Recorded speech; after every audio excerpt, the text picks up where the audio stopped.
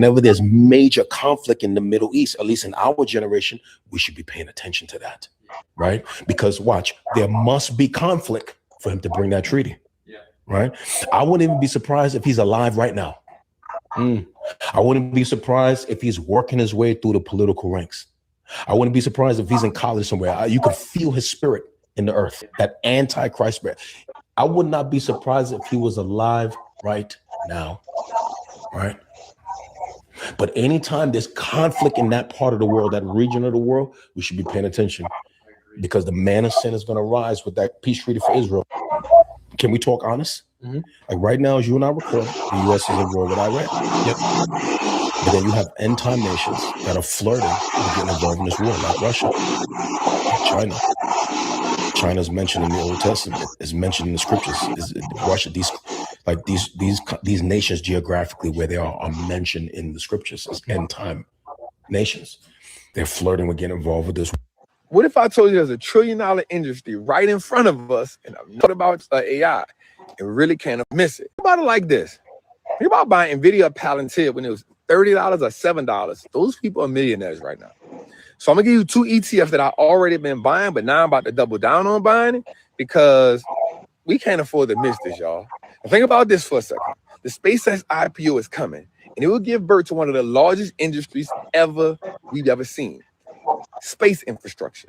The company's already evaluating at $1.5 trillion. So the window to get positioned is right now. Again, I'm gonna give you 2 ETFs that I'm buying more of. But let's dig on this a little bit. Elon already agreed to a $1 trillion package with SpaceX. Part of that package means he got to put 1 million people on Mars permanently. And the company has to reach a $7.5 trillion evaluation. That means SpaceX is real. That means space is real. So we can't afford to miss that. So the first ETF I'm going to give you is UFO. It was created in 2022. Now, it's already up 30%, beating the S&P 500. And in 1 year, it's up 130%. Think about that. It's already rallying with the idea of SpaceX going public. Now, some of the biggest companies inside of it is Planet Labs. They collect videos from space to Earth. They feed data. The second one is Rocket Lab. Now, they kind of make sure the communication networks work. And the third one is AST Mobile. These are companies that exist already inside of SpaceX's orbit. So money gonna flood into that.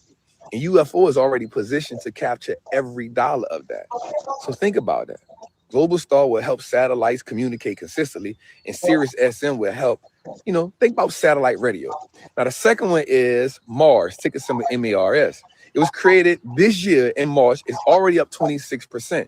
So that tells us that Wall Street is slowly gaining momentum while everybody is chasing chips. They're like, okay, cool, but we moving on. And some of their biggest position is Rocket Lab also, but also AST Mobile. They turn satellites into cell towers out of space. That's interesting. So while most people keep treating space science fiction, Wall Street is the next frontier. And they treat structure. And infrastructure means rockets, it means defense, it means satellites, it means communication. It means a whole nother world, which means we can profit off of it. The problem is we won't take it serious until it's already running. And once it's running, we're already late. It's your boy, the Wall Street Trapper. Shut us with somebody who won't get that space money. Salute. What if I told you there's a...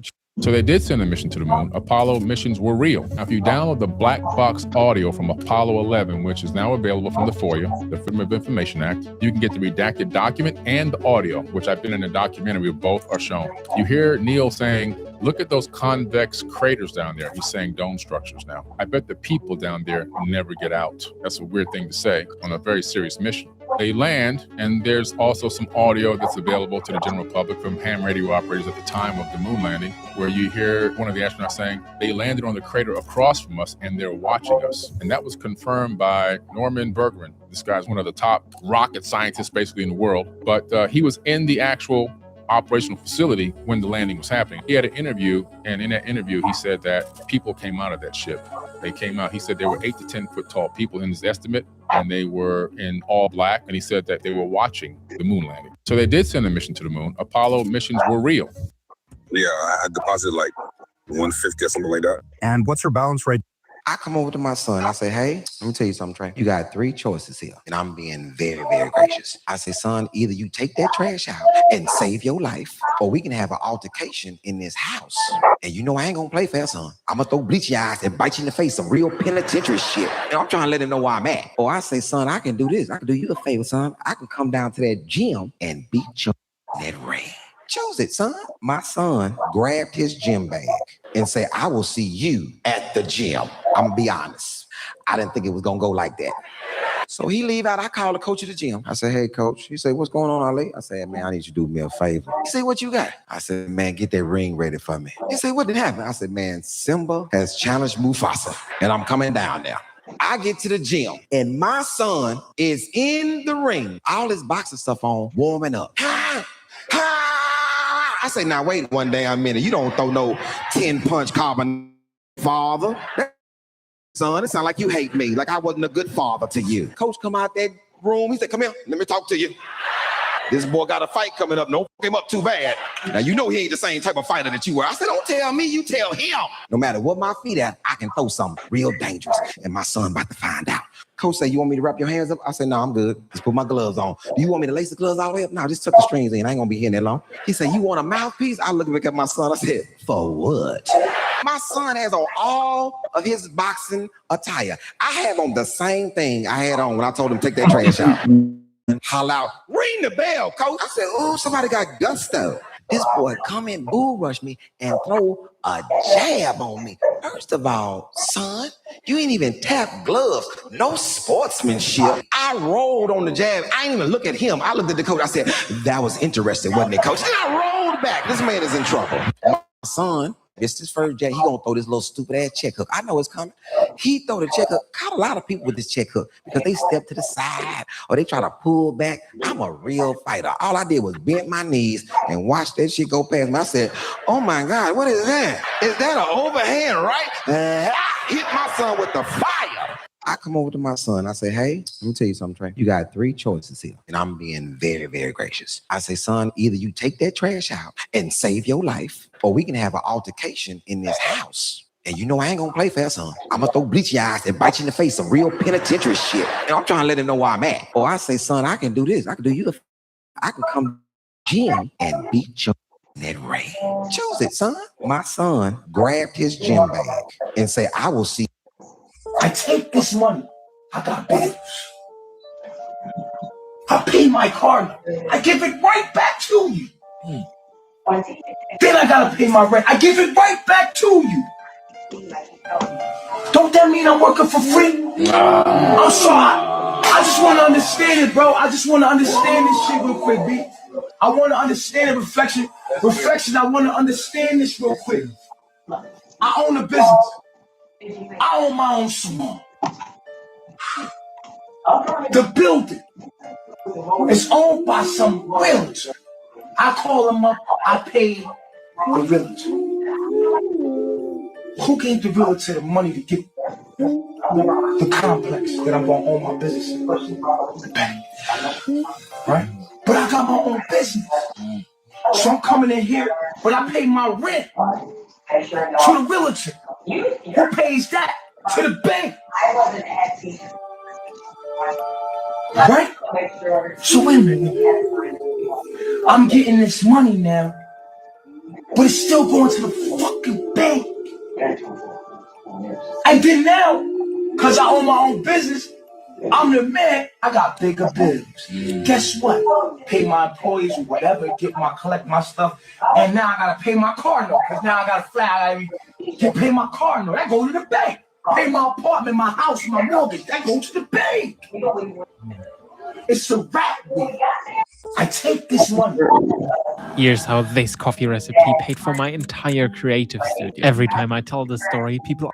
He's hitting people cold when they're not ready for it. Look at the chest. When the chest flexes, then the punch is coming. Well, that's a bit of a flaw in my estimation, because that means you're flexing this before you throw the blow. But now, if I punch with my weapon, my chest ain't flexing. My weapon is moving. It looks like I'm too far away. But I do this, right? And then by this point, I turn my hip and shoulder, and all of a sudden that punch is right at you. And that's the thing that I was showing Kimbo. Don't let me hit it. Ready? Yeah. How the hell? He was like kind of a backyard fighting legend, and he tried to make what's bad work. But then when it comes down to it, if you don't have the basics, you're not going to go very long. Yeah. He would telegraph a great deal. He'd lean in coming like that. That's okay if you fight other guys on the street who don't know any better, but people who learn from the beginning, they're going to capitalize on that. And he threw a quick punch, bam, landed me right in the dome piece. He kind of freaked out because he's like, wait a minute, I didn't see that coming. He was telling me, hey man, how are you doing this? Why don't you see the punch coming? That's when I was like, yeah, I'll show you outside. Now I'm gonna throw 3 jabs. Don't let me hit your hand. Just move it out the way. Now notice the speed of the first 2. That's 1, 2. Okay, now here's the third one. How the hell? Come on. Okay, the first 2 I threw faster. Those I'm going not even half as fast. It's just the way I'm throwing it. I'm going straight. I'm not telegraphing. Don't have no movement, just like body language, really. Yeah, it's the goal. Right here, forward. Exactly. Right here, forward. He's hitting people cold when they're not ready for it. And he leaned over and you won't believe what he had the audacity to say to me. I trained for several marathons and ran marathons on 1 meal a day. What? 1 meal a day. And I mean, my partner, every time we running, if I was a little tired, he'd be like, I'm tired to tell you. You gotta get a smoothie or something, man. Get you some oatmeal. So every time he was running tired, yes, that breakfast on you, boy, ain't it? You know, as time went on, we ended up strengthening each other. We were out one day, man, we were running a 21-mile run. And because we always was in this righteous competition with each other. So he's saying, eat like this, do like this. And I'm saying, brother, this is the best way. So if I was fatigued, he would beat me up. And if he was, I would mess with him. We get to the 17-mile marker and I'm hurting. I'm hurting bad. But I look over at him and his back is straight. His stride is good. He got such a good pace. I said, if he can do it, so can I. But really what I said, I'm not going to let no cognac nipping, black and mild smoking, cheeseburger eating Negro. He's not getting ready to beat me. If he can do it, I'm going to keep running. Yes, sir. We got to the end of the run, and we both fell out in the grass. And he leaned over, and you won't believe what he had the audacity to say to me. He said, brother, I got to tell you something. I was hurting real bad at that 17-mile marker. But I looked over at you, and your back was straight. And your stride was good. You had such a good pace. I said, if he can do it, so can I. Point is that we borrow strength from one another. That's what brotherhood does. Yes, sir. That's what having an accountability partner does. That's what unity does. It allows you to borrow strength from one another to help both of you all propel beyond what you could have done on your own. And he leaned over and you won't believe what he had. I appreciate y'all coming out, man. What up, though, man? So what's going on? Shout out to my VIPs up front. Auntie, don't try to look the other way. Scary ass. To my VIPs up front, how y'all doing? How y'all doing? Y'all doing? Y'all know how this go.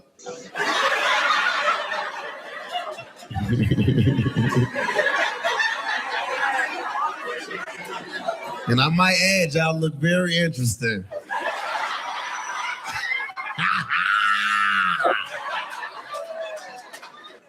What's up with you? You by yourself? What happened? You just came dolo? You bought one ticket. Huh? Where the other person at? Nah, fuck that. Nah, real now. I don't play that. What, nigga, what? Oh, what happened there? Okay. She ain't gonna come out? Man, call her real quick. Let me holler at her.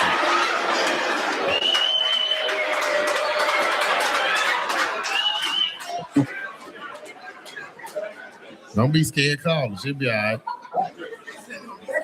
You say it's the anniversary of her son's passing? Okay, yeah. She'll need to talk to you first.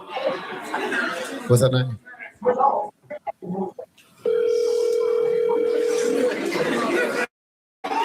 Shh.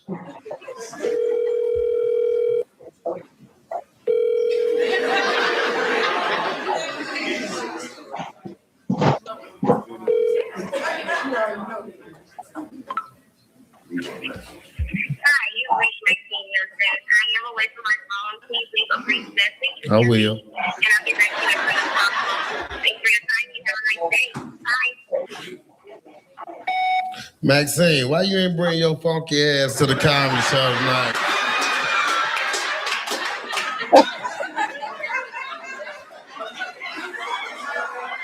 Your brother done bought you a seat, the seat empty, the lady now, she done put her purse on your seat. What kind of shit is that? Now I heard what you're going through, and I want to tell you something that, you know, be better days ahead. You got to keep your head up and keep going strong. But don't sit in the house, man. Come out and get some of this medicine next time and let me help you get through that. Now, no bullshit aside, what I really believe is that you probably somewhere getting some dick and you ain't know how to tell your brother.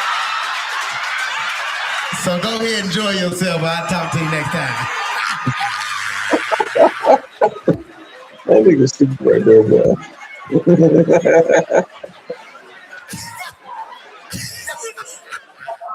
I appreciate you. Do you feel like you're like the most underrated rapper in the history of rap, or at least on the list? Probably. AZ would say some slippery that music, but nobody was hearing it the same way they heard what Nas was saying. I'm listening to the whole thing. I'm looking at the whole picture. I'm looking at it going, yo, every now and then that would say something.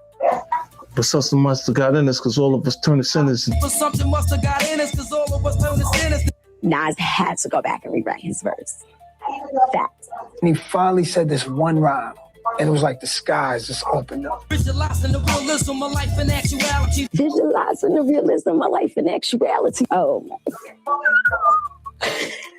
Crazy. Favorite collabo you ever done? Like How You Living. You can look, but don't touch me. Bad news. American me, elegancy.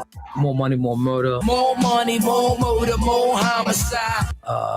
The Essence. What's today's mathematics? We had it, we let them hold it. We should have sold it. We back at it. Life's a and then you die. Serious that never came out. You should have known I was serious. Still the prettiest, point blank period. Feeding wild alligators on swamps, got miles of acres. I keep going. All of them is my favorite. I mean, anytime you get with your Code D. AZ knew how to spit it and talk about that life, and from like a book author. I saw Nas and I went to the studio, and he was halfway through Illmatic, and I was just there supporting. You know what I mean? Coming through, showing love, and probably the last song was Life's a and LES was in there. He put it on, and I'm in there vibing. I'm like, I'm rapping like, yo, let me hear that, and I did it, and I'm like, what the f out of here, man? You popping like you love right already? Because I think halftime was out. It's halftime. You know, me, I'm not that confident. I mean, at the end of the day. So when I did it, you know, the crew was in there. They went crazy. I figured just, you know, they're showing love because I'm there, whatever. A week later, he came back and said, yo, I turned the album in. I was like, word. He's like, and I kept Life's a on it.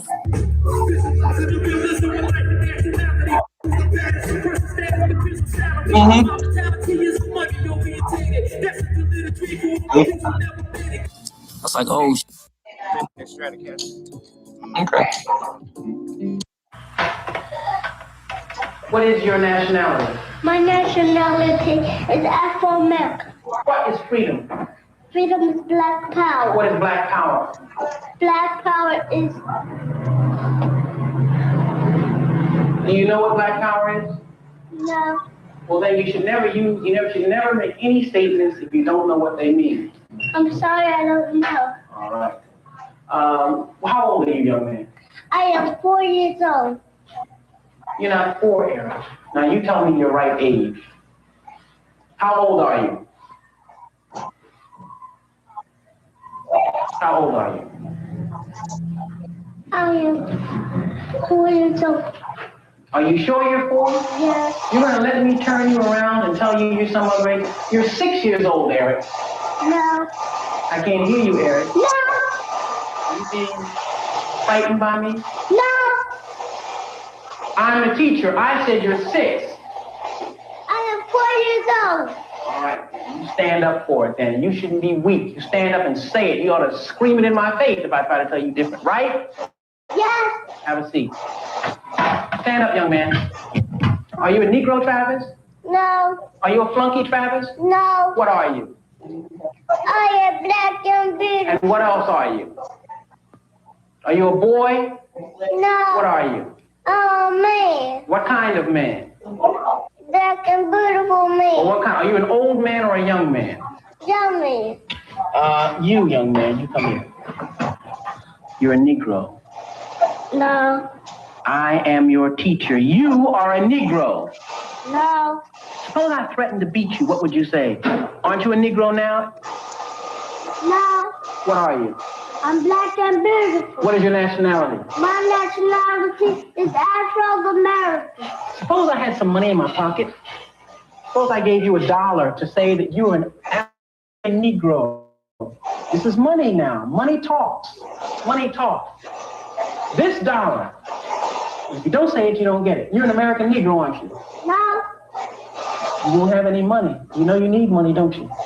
Yeah. You need money to live, don't you? Yeah. All right. All you have to say, Leon, is that you're an American Negro. Aren't you an American Negro? Are you an American Negro? No. What are you? I'm black and beautiful. What's your nationality? My nationality is Afro-American. Very good, man. Keep it up. You had to think about that a minute, didn't you? Yeah. All right. All right, everybody. What is your... A man who constantly chases sexual stimulation is avoiding his real life. He wants success, but every time things start going right, he finds a way to mess it up. He overthinks, overplans, and underacts. He calls it burnout, but it's really avoidance. He's tired, but can't rest. Resting feels like losing, and deep down he's scared, not of failure, but of what happens if he actually wins. That's why we created Wisey, a CBT-based system designed to help high IQ men retrain their brain, rebuild focus, and finally stop self-sabotaging. You start with a quick quiz, then do 15-minute daily exercises that rewire how your mind reacts to stress, pressure, and fear of success. Within days, you'll stop being the smart guy who does nothing, and finally become the man you are supposed to be. Take the quiz and start today. A man who constantly chases sexual stimulation is avoiding his real life. He wants success, but every time things start going right, he finds a way to mess it up. He overthinks, overplans, and underacts. He calls it burnout, but it's really avoidance. He's tired, but can't rest. Resting feels like losing, and deep down he's scared, not of failure, but of what happens if he actually wins. That's why we created Wisey, a CBT-based system designed to help high IQ men retrain their brain, rebuild focus, and finally stop self-sabotaging. You start with a quick quiz, then do 15-minute daily exercises that rewire how your mind reacts to stress, pressure, and fear of success. Within days, you'll stop being the smart guy who does nothing, and finally become the man you are supposed to be. Take the quiz and start today. A man who constantly chases sexual stimulation is avoiding his real life. He wants success, but every time things start going right, he finds a way to mess it up. He overthinks, overplans, and underacts. He calls it burnout, but it's really avoidance. He's tired, but can't rest. Resting feels like losing, and deep down he's scared, not of failure, but of what happens if he actually wins. That's why we created Wise, CBT-based system designed to help high IQ men retrain their brain, rebuild focus, and finally stop self-sabotaging. You start with a quick quiz, then do 15-minute daily exercises that rewire how your mind reacts to stress, pressure, and fear of success. Within days, you'll stop being the smart guy who does nothing, and finally become the man you are supposed to be. Take the quiz and start today. A man who constantly chases sexual stimulation is avoiding his real life. He wants success, but every time things start going right, he finds a way to mess it up. He overthinks, overplans, and underacts. He calls it burnout, but it's really avoidance. He's tired, but can't rest. Resting feels like losing, and deep down he's scared, not of failure, but of what happens. What's your name? Serena. Serena. Hey, Serena. Who you up in here with? That's your girl? Oh, shit, hold on. Make my little way over here to you. Serena, what's up? Oh, shit, you want some dick? That's gay, though. That's gay. My bad. My bad. She nervous as a motherfucker. I do want to look at that. Well, you ain't giving out no dick. Talking about ask her. She like, bitch, we be scissoring.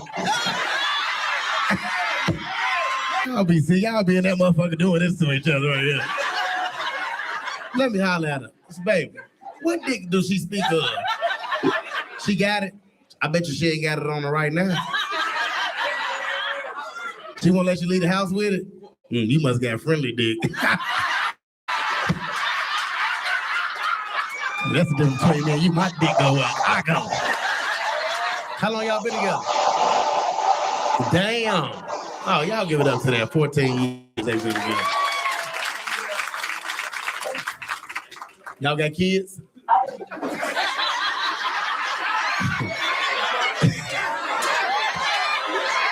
I swear to God, I wasn't gonna laugh till they did. You got a kids? Your daughter 15? So you actually had the baby? Oh, so you used to fuck with niggas then? Okay. Y'all been together 17 years, 14 years. And your daughter, how old?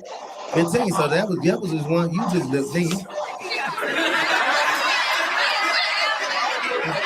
You had a baby like, you know what? I don't ever want to do that again. Who wants some dick?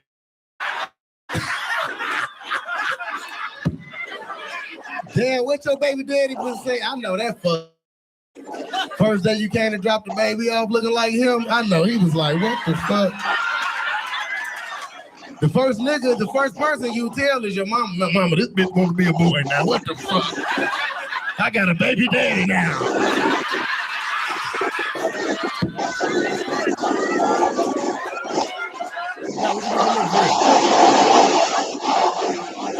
You an entrepreneur? Okay, what kind of business? Talk to me. Let's start that motherfucker out. You what? You trap? Oh, okay. All right. That's what's up. What did you used to do when you was a mother?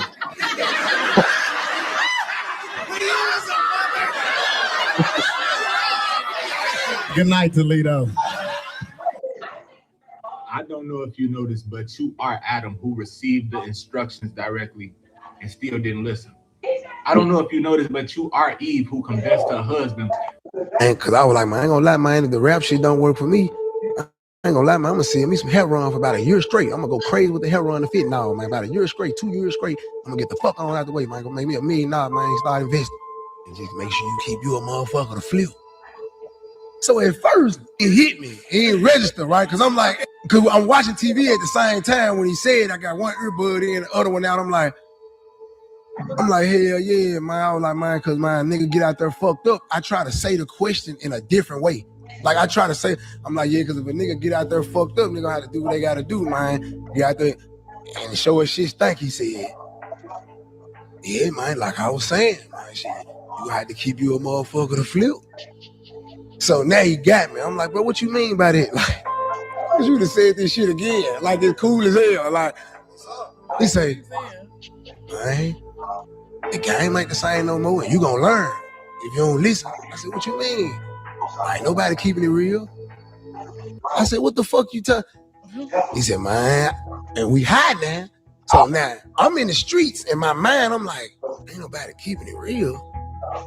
But man, you just don't understand how I understand now what he was saying. Like I'm like, ain't nobody. Hell no. I did all my real nigga time. I did 12 years from keeping it real. I did 12 years straight keeping it real. Nobody keep it. I got out, kept it real again. I'm done. I said, so what you? Man, shit, I keep me a good nigga. The good nigga who give me some good prices, I ain't gonna tell on him. The nigga who give me the bad prices, I'm gonna fuck him up. And guess what? You know, one thing about the feds, it's gonna work every time. They want somebody. See, in the state, it don't work. In the feds, I'm letting y'all know.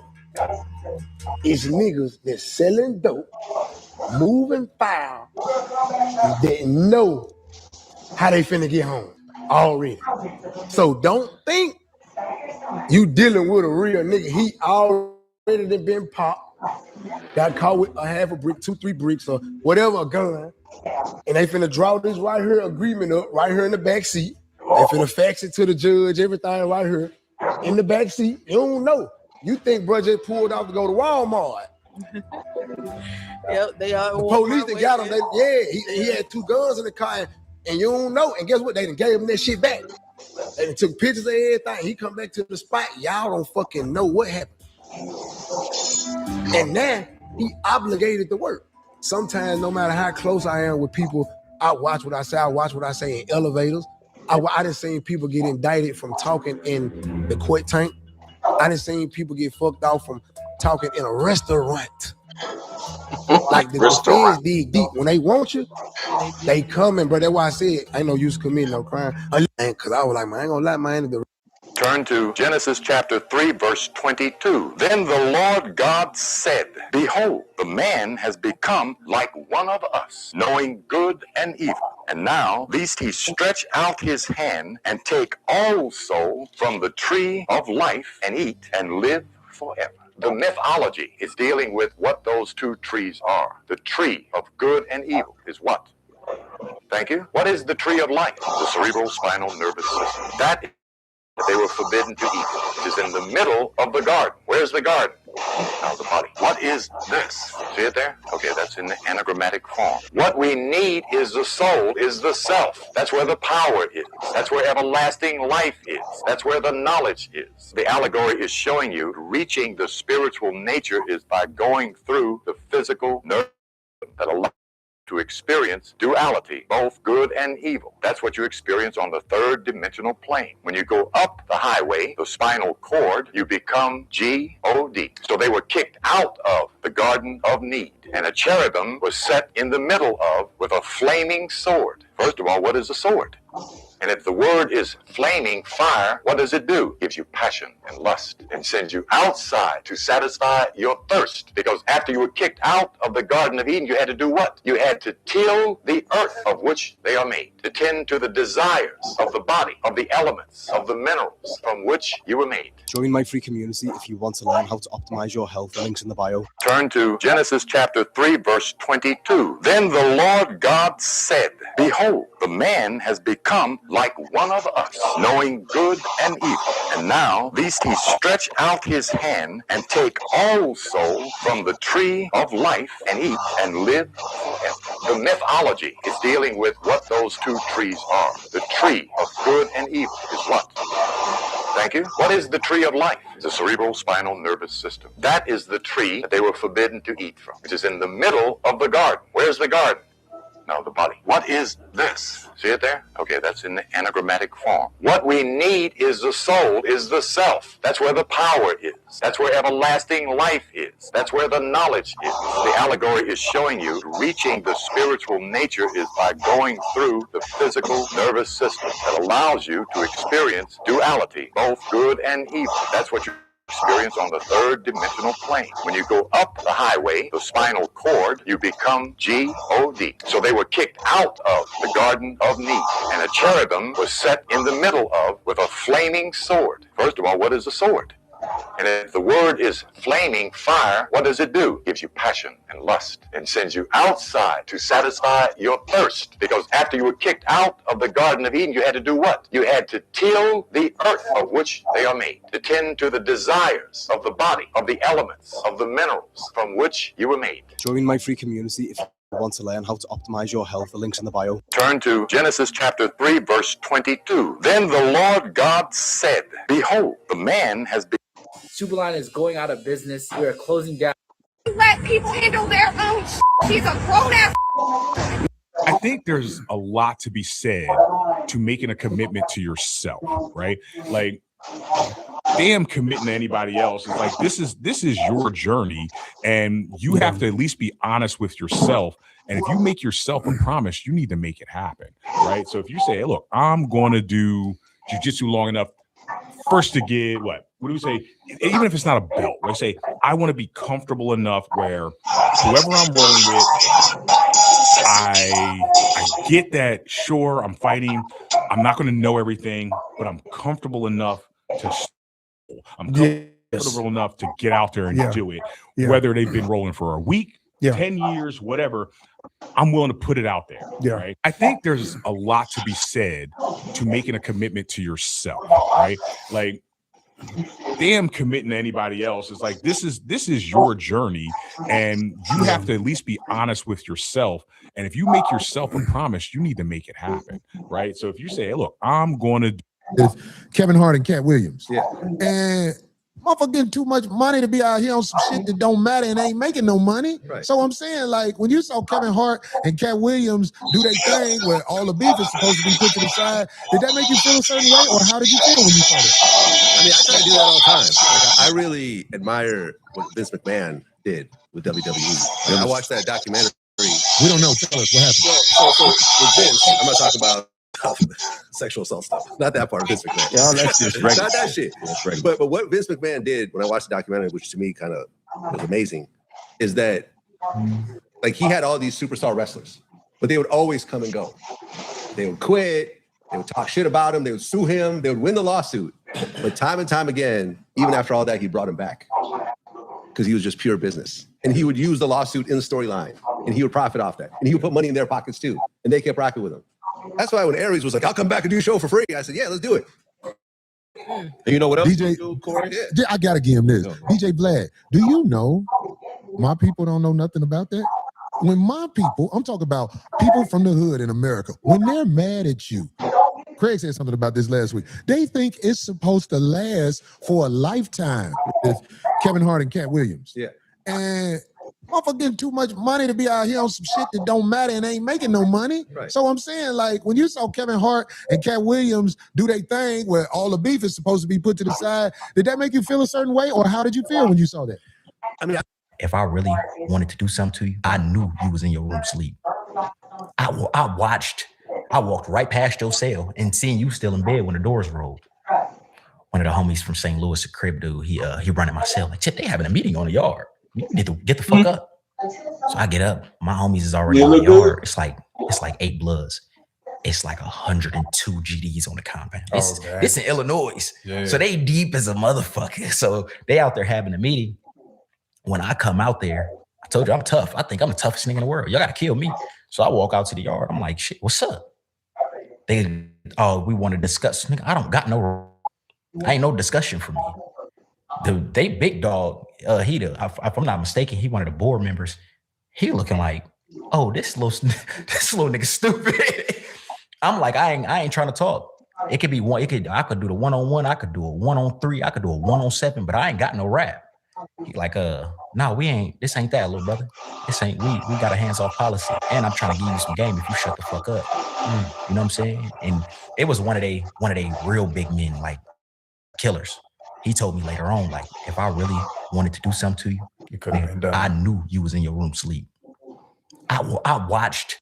I was a teacher, and we don't get paid a lot. So I've always dreamed of starting. Elo, literally, he shot a shot, and the shot went in, but he doesn't even like process the ball no more. Like, he just turns his whole attention to this man, bro. Yeah. He's not looking at the game. Like, the game was over with for Melo. Unless it was gonna be 1-on-1. If you gonna throw me this ball and you gonna guard me, then it meant something. Other than that, it was like, how many shots can I miss? And we bump each other. After the game, Elo storm off. Like, he don't want to be calmed down. He don't want to be touched. And I remember as it started happening, I started like adjusting my jacket. This might go left. So they go to the back. Coach is coming out. Elo is in a towel already. He stands there. They come in there. They basically on some, like, getting ready to have a speech. This nigga walks off, goes to the shower. Because he stayed there. Because sometimes if we just had a bad game or the energy was bad, they just like, hey, man, just bring it in. Yeah. So he was trying to stay flat. They was getting ready to talk. That man quietly walked off. He is always the last one out of the locker room. Boy got a lot of stuff for recovery he got to do. Scratched it all off. No chocolate milk, ain't no protein shakes. Shorty, the man skip all of it. My boy was mad. He like, and then I'm steady asking, I'm Shorty, what you on? He like, I need to have a conversation. I'm like, bro, this ain't no conversation. He go downstairs to the tunnel. You remember this? He go to the tunnel, click the button before me, went down by himself. I come down afterward. The man sitting on the post like this, staring at they side, waiting on KG to come out. It take them at least 20, 30 minutes. The man lost no fire. I'm talking about smoke coming out his ears. Shorty, arms folded. Ain't looked at his phone. Shorty, get up all of a sudden. fast as hell.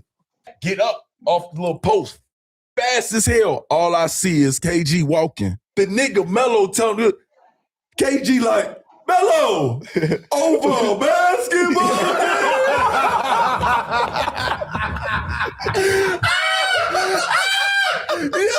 Yo, KG had me. I wanted to laugh. LO, literally, he shot a shot. That's delusional, and I'll tell you why. What you say, baby?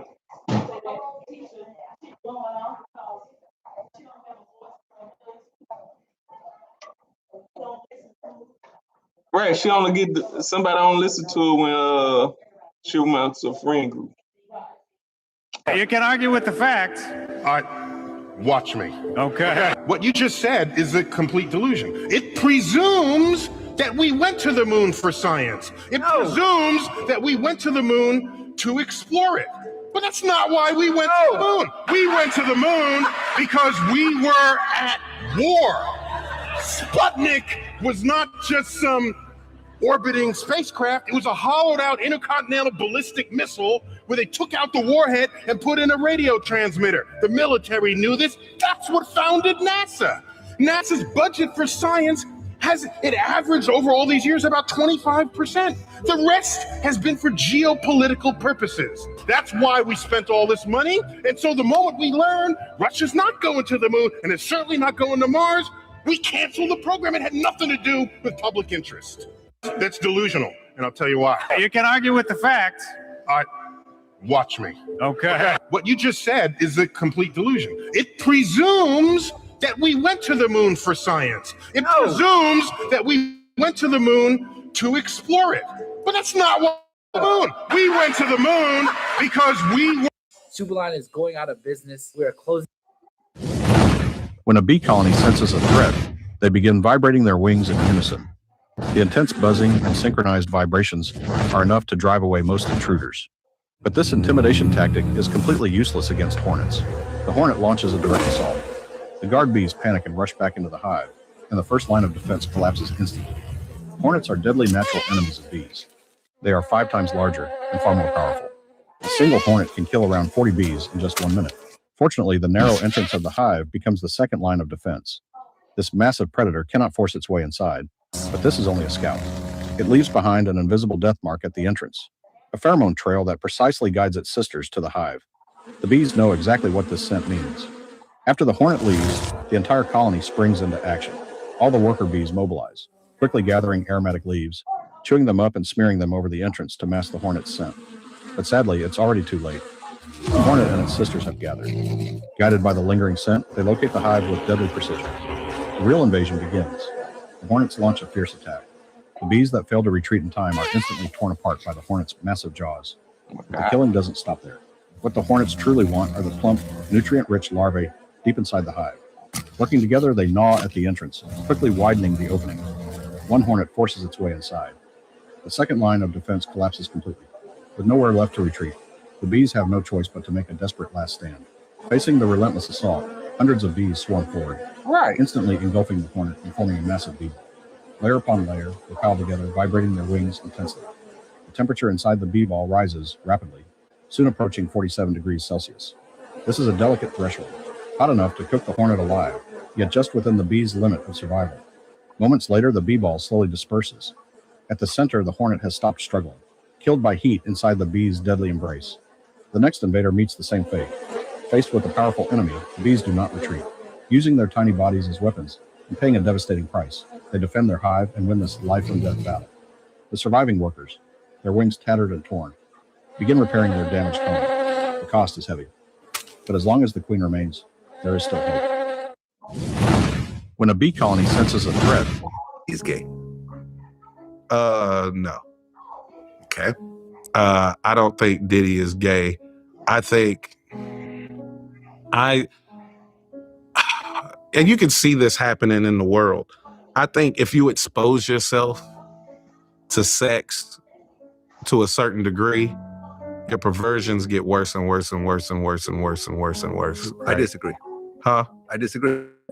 I hear you, but yeah, because I've been exposed to sex I've said this publicly. I've definitely been with hundreds of women. You know, That's fine. Maybe even 1,000 if you count them all up over the years. I can honestly say my perversions have never gotten to the point where I want to play with another man's.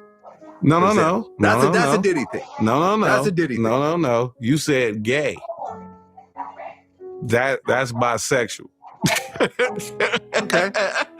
So what I'm saying is, to me, that's still gay. I feel like if you're bisexual, you still gay. You're still gay. Yeah, I got that in my set too. But I talk about that in my set too. But what I'm saying is, because straight men will always view it that way, is, you know.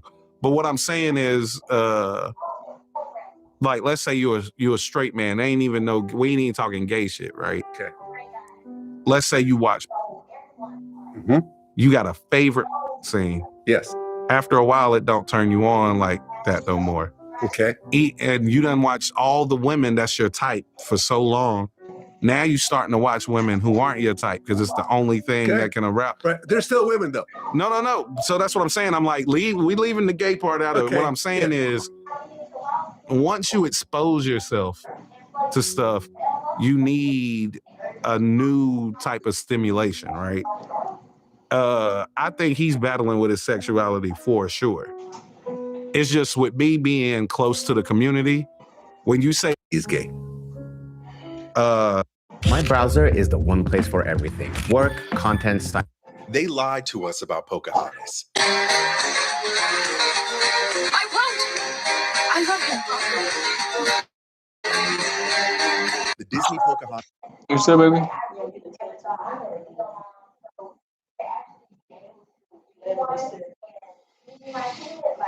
Just in the morning, unless you want to get in it tonight.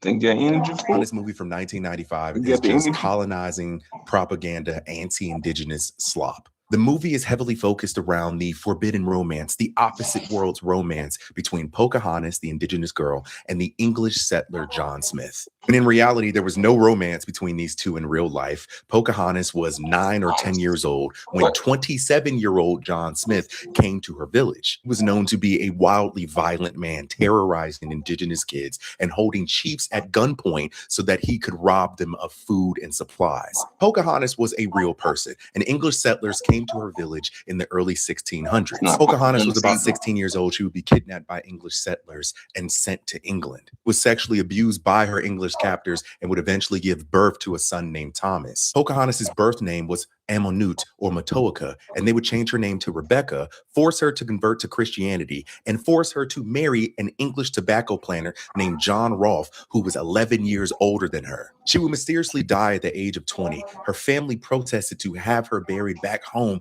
with her tribe, but the English didn't listen, and they buried her in a church in England. They lied to us about Pocahontas.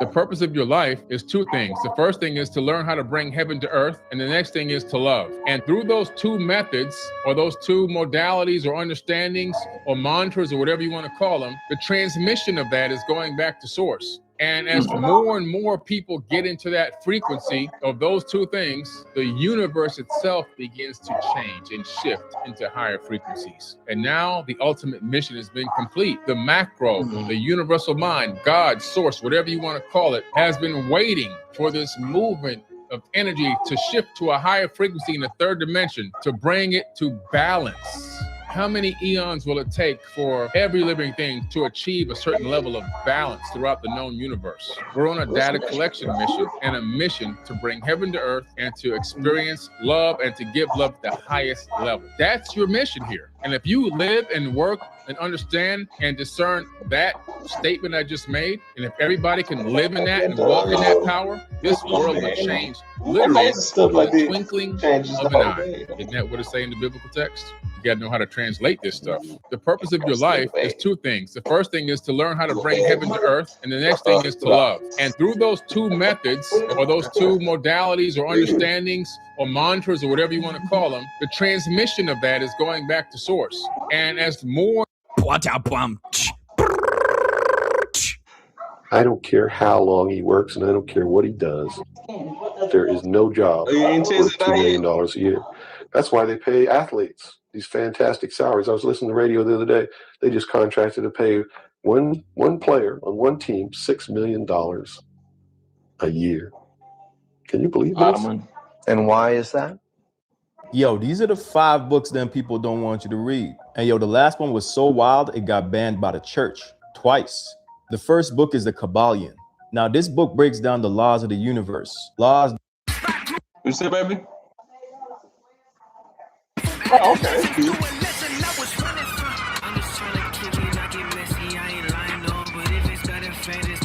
Yo. Hey, bro, I know you like to perform for the sunset, but I know you fine. Only gonna give got it to the 10 more people. minutes. I'm trying to do an hour. Only people I couldn't wrap my head around, Derrick Rose, because I don't realize how tall he is.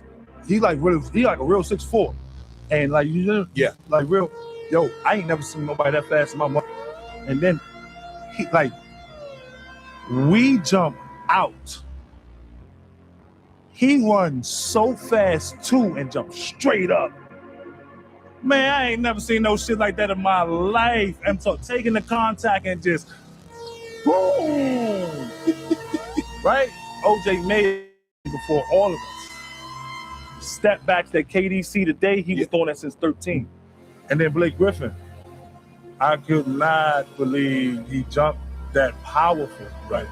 And then no. Then Kevin Love, Kevin Love can throw a chest pass to him. I'm mad he never did this in the NBA. Kevin Love throws a chest pass from full court like Wes Unseld. Only people I couldn't wrap my head around. Yo, this right here? So there was this group of women doing a study of the book of Malachi in the Old Testament. And they came upon the 3rd verse in chapter 3, and it puzzled them. It said, he will sit as a refiner and purifier of silver. And they wondered what this statement meant about the character and nature of God. So one of the women offered to investigate the process of refining silver and then get back to them at their next Bible study. So that week, the woman called up a silversmith and was like, hey, can I come watch you while you work? And she didn't mention anything why she wanted other than her curiosity about the process of refining silver. So he agreed, and she went. And as she watched him, he held a piece of silver over the fire and let it heat up. He explained that in refining silver, one needed to hold the piece in the middle of the fire, where the flames were the hottest, as to burn all the impurities away. The woman thought about God holding us in such a hot spot. Then she thought again about the verse. He sits as a refiner and purifier of silver. So she asked the silversmith if it was true, if he had to sit there in front of the fire the entire time that the silver was being refined. He said yes, and he went on to explain that not only did he have to sit there, but he had to keep a very close eye on it, because if it was left a moment too long, then it would be damaged.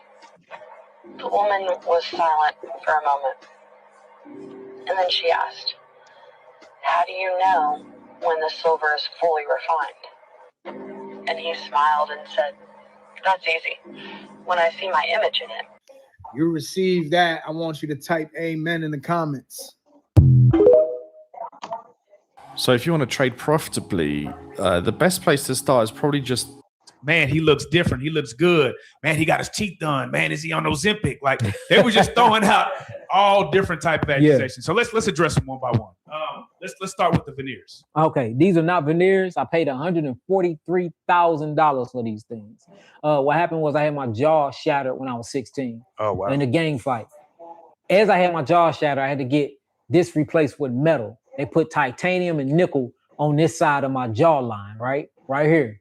Well, and I had to get my mouth wired shut for 4 months. As my mouth was wired shut for 4 months, right? As my mouth was wired shut for 4 months, on the 6th month, I got my jaw broken this side because I got into another fight while my jaw was broken, and I got hit with some brass knuckles. So they had to put metal on this side. Well, what happened was about, what would you say, Nabi, about 2 years ago now? About going on 2 years ago, I ended up developing what you would call a liver cyst. And the liver cyst came from nickel toxicity. Couldn't nobody find out where the nickel toxicity and the titanium toxicity or the heavy metal toxicity was coming from because I had a very clean body. Right. So it comes to find out that I was leaking nickel and titanium from the metal that they put in my body when I was 16 years old. Wow. So I ended up going to one of the best dentists. It's a biological dentist in Fort Lauderdale, Dr. Centron. Okay. And I mean, she's amazing, man. When it comes to, when I say I feel like I know a lot of stuff about biochemistry, anatomy, when I say a woman never taught me so much about my mouth, and I thought I knew a lot about mouth, but sitting down with her, she just really ran game. I said, dang, I need to stick with you for a minute.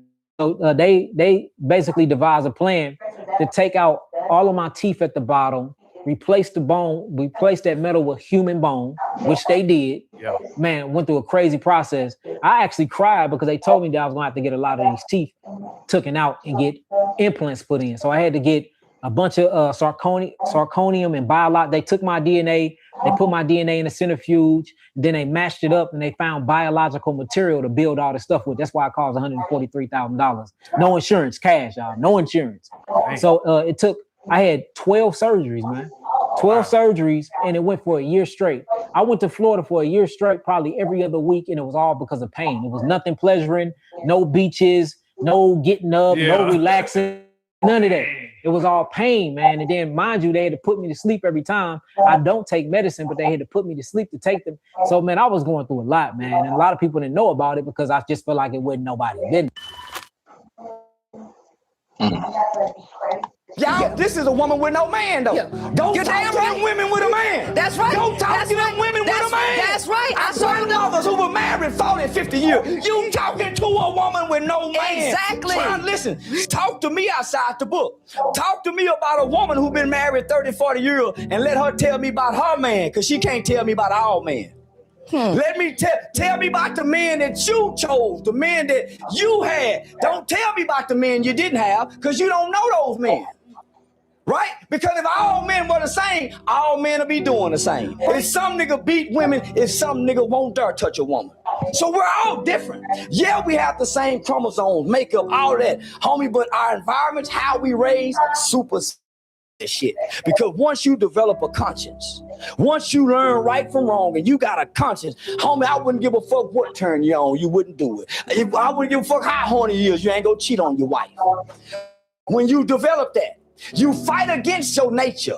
You deny yourself. That's where fasting and praying come in at. You develop coping skills. You develop critical thinking skills, conflict skills to supersede your nature. That's where the morality comes in. Y'all, this is a woman with no man, though. I don't know what's going on with that. I got to figure out why it's broken. Look, I got mad respect for the BMX shit, bike life, all that. But this right here is the final fucking boss. My boy out and wherever he at going absolutely crazy. And that's just some beginner shit right there. Bro done went the bike. And if y'all could find bro, let him know I got an ankle brace for him. Ball must have just made his way over there. I might swear.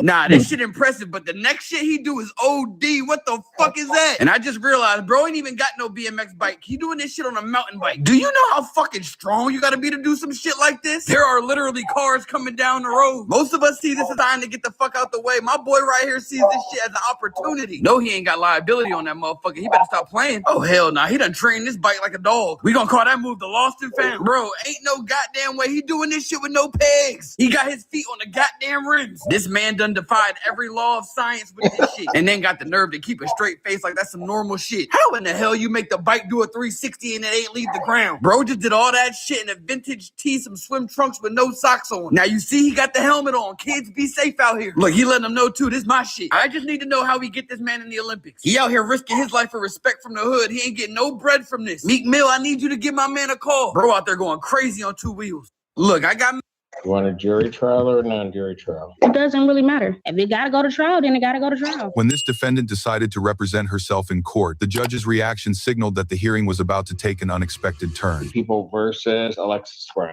Good morning, Assistant Public Defender Lauren Perry on behalf of Ms. Brown. We are the attorney of record on this case. When I did meet with Ms. Brown, she informed me she wants to represent herself. Your name? Alexis Brown. All right. Is that correct that you want to represent yourself? Yes, it is. In this matter, Brown, I do have to inform you that the complaint in this case alleges that on or about June 8, 2024, Washington County, State of Michigan, that you did commit the offense of assault and or assault and battery against a Latasha Browning. Do you understand what you're charged with? Yes, I do. That is a misdemeanor, punishable by 93 days in jail, $500 fine plus court costs. Do you understand the maximum penalties? Yes, I do. You would need to understand that if you would like to represent yourself, that you would be held to the same standard as any other attorney. The court will not be assisting you in any fashion whatsoever. Understand that? Okay, so the time that I started count 93 days? I'm sorry? The time already. Don't that counts for the 93 days? I don't know how much time you I served 30 days already. and if you serve 30 days, it may count. What do you have about?